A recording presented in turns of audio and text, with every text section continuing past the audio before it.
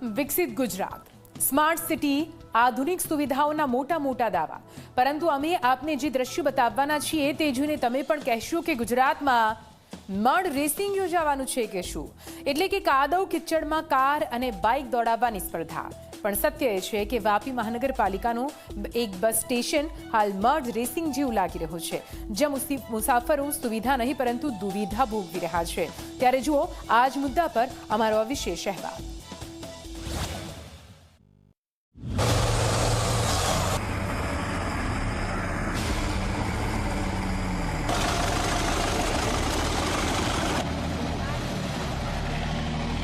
પહેલી નજરે તમને લાગશે કે અહીં થોડાક દિવસોમાં મડ રેસિંગ સ્પર્ધા યોજાવાની છે. ચારે બાજુ કાદવ, પાણી અને કિચડ. પરંતુ હકીકત એ છે કે આ કોઈ રેસિંગ ટ્રેક નથી. આ છે વાપી શહેરનું સિટી બસ સ્ટેશન, જ્યાંથી રોજ હજારો મુસાફરો બસમાં મુસાફરી કરે છે.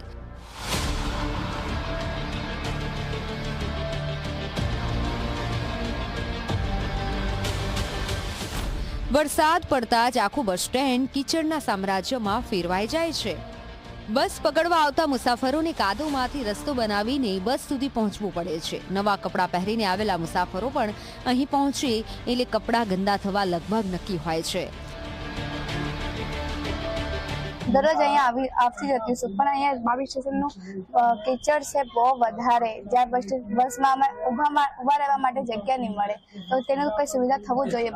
બસની તો સુવિધા બહુ સારી છે, કેમ કે ઓછા પૈસામાં અમે લોકો આવી જવી શકીએ, પણ ઊભા રહેવા માટે કે વરસાદથી બચવા માટે જરાક બી જગ્યા નહીં મળે. અત્યારે કેવું છે? કાદવ કિચડ છે, બહુ કાદવ કિચડ. તમે જોઈ શકો છો કે કેટલું કાદવ કિચડ અહીંયા જોવા મળે છે.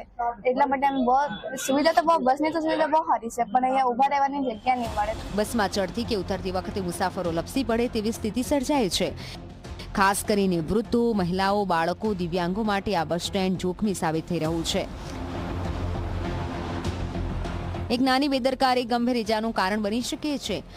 બસ સ્ટેન્ડ પર પાકું ફ્લોરિંગ કે પેવર બ્લોક નથી. વરસાદી પાણીના યોગ્ય નિકાલની વ્યવસ્થા નથી. બેસવા માટે પૂરતી બેઠકો નથી. વરસાદથી બચવા યોગ્ય શેડ પણ નથી.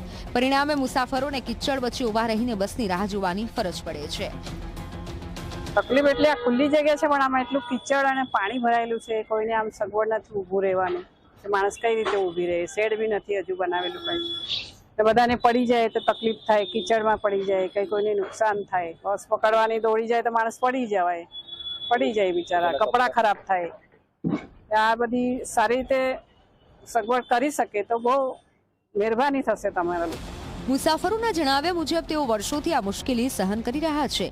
અનેક વખત રજૂઆતો કરવા છતાં સ્થિતિમાં કોઈ ખાસ સુધારો જોવા મળ્યો નથી. વિકાસના દાવા વચ્ચે બસ સ્ટેન્ડની આ હાલત અનેક સવાલ ઉભા કરી રહી છે. ત્યાં આગળ કિચડની સમસ્યા હાલ ઉદ્ભવેલી છે. હવે થોડો ઉગાડ થયો છે, તો ફરીથી આજના દિવસથી જ અમે ત્યાં આગળ જીએસબી નખાવી અને લોકોને અગવડ ન પડે એ રીતની વ્યવસ્થા કરવા જઈ રહ્યા છે. અને ચોમાસું પતે ત્યાર પછી કંઈક રોજ માટે નિકાલ થઈ જાય એ રીતની પ્રયત્ન પ્રાઇવેટ માલિકીમાં છે, એટલે પ્રાઇવેટ માલિક સાથે અમે સંપર્ક કરી અને એની સાથે ડિસ્કસ કરી અને સ્ટેન્ડ પણ બનાવીએ. કે કોઈ પણ પરમાનન્ટ સ્ટ્રક્ચર ઊભું કરતા પહેલાં જે જમીન છે એના માલિક સાથે પણ ડિસ્કશન કરવાનું જરૂરી છે. એટલે આગામી દિવસમાં એ કરીને ઊભું કરીશું. જોકે વાપી મહાનગરપાલિકાના જવાબદાર અધિકારીઓનું કહેવું છે કે મુસાફરની સમસ્યાથી તેઓ વાકેફ છે અને ટૂંક સમયમાં બસ સ્ટેન્ડ પર જરૂરી સુવિધાઓ ઊભી કરી કિચડ અને પાણી ભરાવાની સમસ્યાનો કાયમી ઉકેલ લાવવામાં આવશે. સવાલ એ છે કે આ ટૂંક સમયમાં ક્યારે આવશે, કારણ કે ત્યાં સુધી દરરોજ હજારો મુસાફરોને કાદવ, કિચડ અને મુશ્કેલીઓ વચ્ચે જ મુસાફરી કરવાની ફરજ પડશે.